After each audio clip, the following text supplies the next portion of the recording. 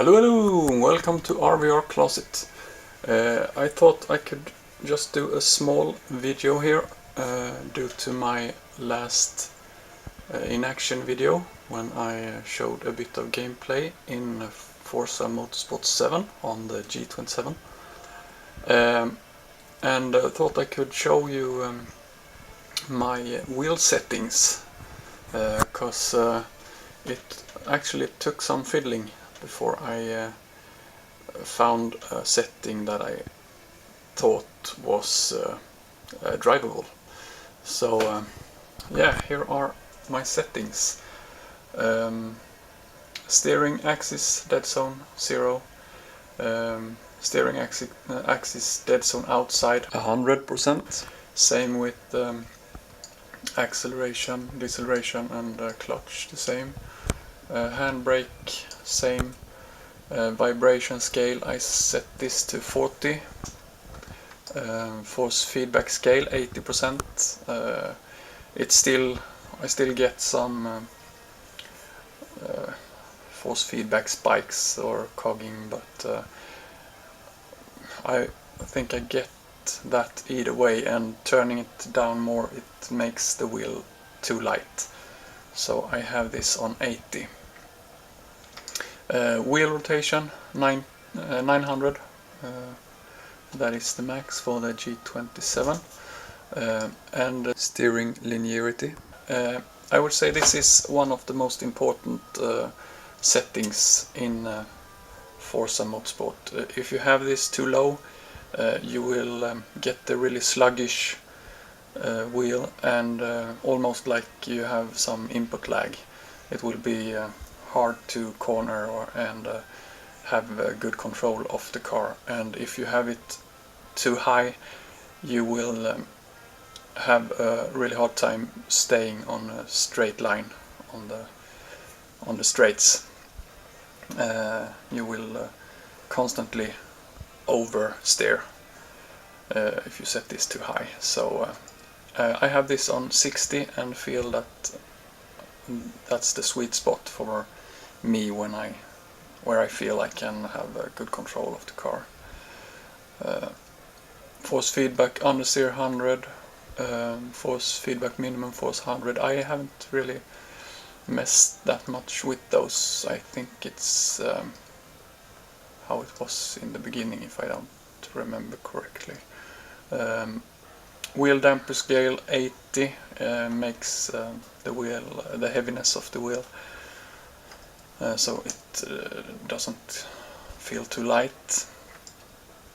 Center spring scale, I usually don't use this in racing games, because I think it's better to let the force feedback do the centering of the wheel. That makes more natural and realistic centering of the wheel, but I felt that some centering spring is needed in Forza 7 just to get rid of some dead zone in the center of the wheel. I felt it was a bit light in the center without the centering spring scale, so I have that set on 20. One other note I should mention is in the settings here for where do we have it? Oh, I need to go back. Not controller, it's in assists options. I would suggest steering on normal, not simulation. Turn 10 studios have the misconception that many people do have, that a simulation should be harder or be more hard to control and manage the cars, but this isn't true, and Forza 7's physics doesn't really accommodate a simulation, so they just use effects or kind of bind your hands a bit and makes the driving harder and penalize you more. So using simulation actually makes it more unrealistic, in my opinion. I also would suggest that at least use either traction control or stability control on, or both, but at least one of them. And those also work in a weird way.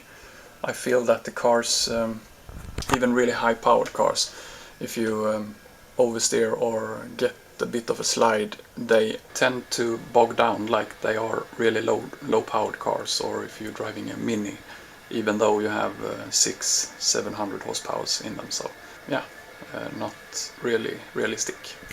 And also sometimes you feel that they are overly sensitive to inputs and makes you spin actually too easy.